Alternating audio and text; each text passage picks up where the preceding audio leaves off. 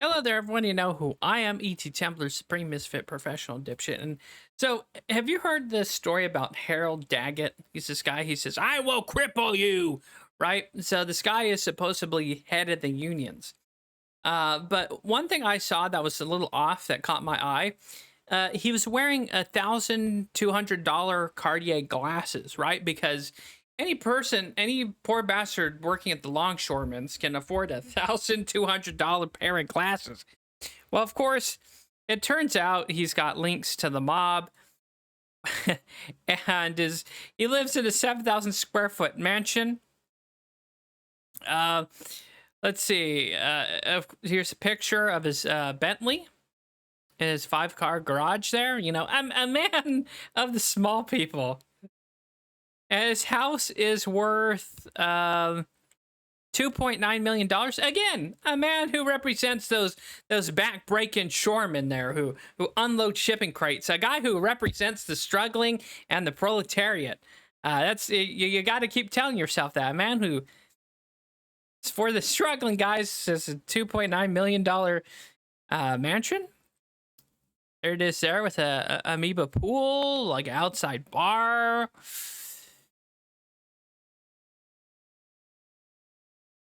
So yeah, this is the guy. In my humble opinion, most union bosses are corrupt and dirty as fuck. So this only proves my rumor true, and I highly doubt that this guy actually gives a fuck about any of these struggling longshoremen who are working and busting their hump.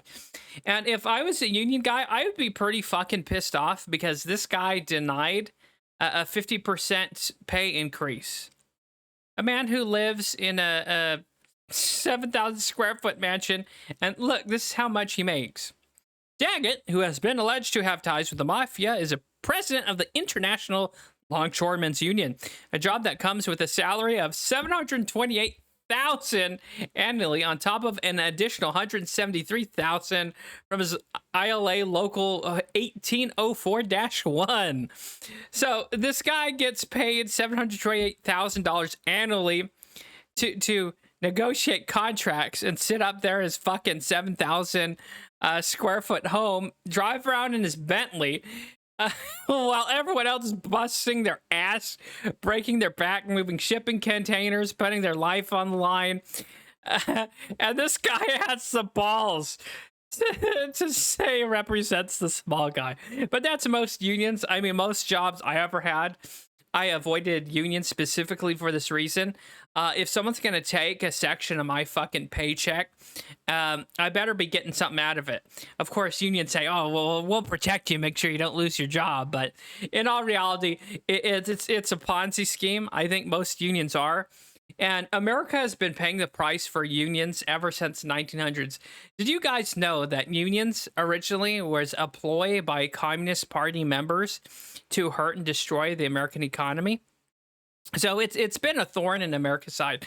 Now, yes, do corporations exploit people and fuck people over? Yes, they're just as bad too. So I'm not coming at this as a purely anti-union guy. I'm coming at this from the angle of, well, the corporations are greedy, and the union bosses like this guy, Harold Daggett, are worse because he's trying to represent the dock workers and longshoremen when he's just a dirty piece of shit. He's worse than a politician.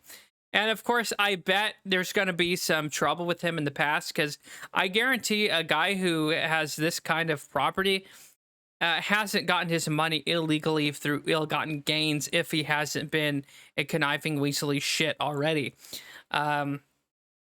So yeah, it turns out that this guy not who he says he is. And of course, in this picture here, those glasses right there that he's wearing, again, $1,200 priced Cartier shades or glasses. So you can't even. It's absolute greed and fuckery going on. He couldn't even hide it. So who knows how long the strike is, and who knows how this asshole is going to keep the strike going to cost you money and probably put at risk the job of the longshoremen. Like we said, he's already denied a 50% pay increase when he lives in opulence. I wonder how many of the people under him live in a 7,000 square foot home worth, what was it, 2.9 million? I wonder how many of the people under him afford that. But yeah, typical political cronyism. In fact, it's just so much worse from when it's a union member. But then again, ladies and gentlemen, he cares for the small, back-breaking longshoremen and people who work at the harbors and the ports. Oh! Anyways, yeah, that's that. What a fucking asshole. And not only that, in closing, the prices of everything's going to skyrocket depending on how long this strike lasts. It might even come down to a point. I think the United States government has they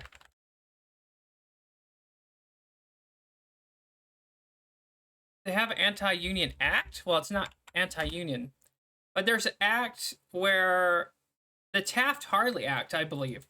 So the government has that in their back pocket in case of these shitheads want to keep this up. They can I think it's the Taft-Hartley Act. Anyways, where it forces them to go back to work, which probably will happen. And so this guy who lives in opulence, a 7,000 square foot home, this has to be hammered in here, it is going to cost everyone across the United States money because he doesn't have enough of it. And I have to preface this, I highly doubt he actually gives a fuck about the people under him, because a person who lives this much opulence and has spent this much money on himself probably more than likely doesn't give a shit about anyone else. But that's just my 2 cents. And the sad thing about this is I'm pretty sure there's union members who probably could have used that 50% pay increase, but he denied it because, again, he makes $700,000 annually, almost $800,000 annually. That's with his local union chapter. So, longshoreman, this is a guy who represents you. Boy, aren't you proud and happy, huh?